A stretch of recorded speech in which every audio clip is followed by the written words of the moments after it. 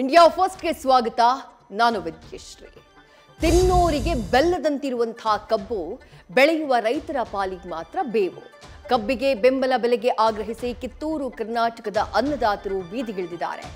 ರಸ್ತೆ ಬಂದ್ ಮಾಡಿ ಸರ್ಕಾರದ ವಿರುದ್ಧ ರಣಕಹಳೆ ಮೊಳಗಿಸಿದ್ದು, ಇದಕ್ಕೆ ರಾಜ್ಯ ಬಿಜೆಪಿ ಸಾರಥಿ ಸಾಥ್ ಕೊಟ್ಟಿದ್ದಾರೆ.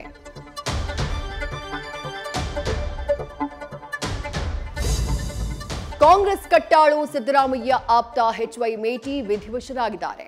ಅನಾರೋಗ್ಯದಿಂದ ಬಳಲ್ತಾ ಇದ್ದವರು ಚಿಕಿತ್ಸೆ ಫಲಿಸದೆ ಇಹಲೋಕ ತ್ಯಜಿಸಿದ್ರು. ಸಿಎಂ ಸಿದ್ದರಾಮಯ್ಯ ಸೇರಿ ಹಲವು ಗಣ್ಯರು ಅಂತಿಮ ದರ್ಶನವನ್ನ ಪಡೆದು ಮೇಟಿ ಪಕ್ಷಕ್ಕೆ ಸಲ್ಲಿಸಿದಂತಹ ಸೇವೆಯನ್ನ ಸ್ಮರಿಸಿದ್ದಾರೆ.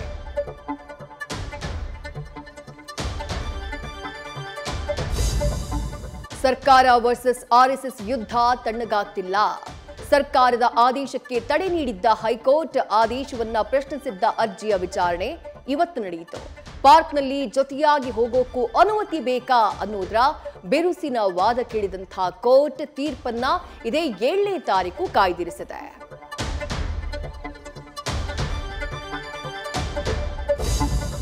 ಡಿ ಗ್ಯಾಂಗ್ ದೋಷಾರೋಪ ಸಲ್ಲಿಕೆ ಬೆನ್ನಲ್ಲೇ A1 Pavithra Gowda supreme court ಕದ ತಟ್ಟಿದ್ದಾರೆ. ಜಾಮೀನು ರದ್ದನ್ನ ಮತ್ತೆ ಪರಿಶೀಲಿಸೋಕೆ ಕೋರಿದ್ದು ಅರ್ಜಿ ವಿಚಾರಣೆಗೆ ರಾಜ್ಯ ಸರ್ಕಾರಕ್ಕೆ ಸುಪ್ರೀಂ ನೋಟಿಸ್ ನೀಡಿದೆ. ಇತ್ತ ಚಾರ್ಜ್ ಫ್ರೇಮ್ ಬಳಿಕ ದರ್ಶನ್ ಕೊಂಚ ರಿಲ್ಯಾಕ್ಸ್ ಆಗಿದ್ದಾರಂತೆ.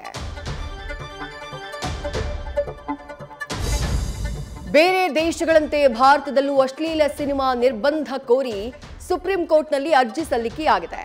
ಆದರೆ ನೇಪಾಳದಲ್ಲಿ ಜಾಲತಾಣ ನಿಷೇಧಕ್ಕೆ ಜೆನ್ಸಿ ನಡೆಸಿದ್ದ ದಂಗೆ ಉದಾಹರಣೆ ಕೊಟ್ಟು ಕೋರ್ಟ್ ಚೆಂಡನ್ನ ಕೇಂದ್ರದ ಅಂಗಳಕ್ಕೆ ಎಸೆದಿದೆ. ನ್ಯೂಸ್ ಫಸ್ಟ್ ನಿರ್ಭೀತಿಯಿಂದ ನಿಮ್ಮ ಪರವಾಗಿ.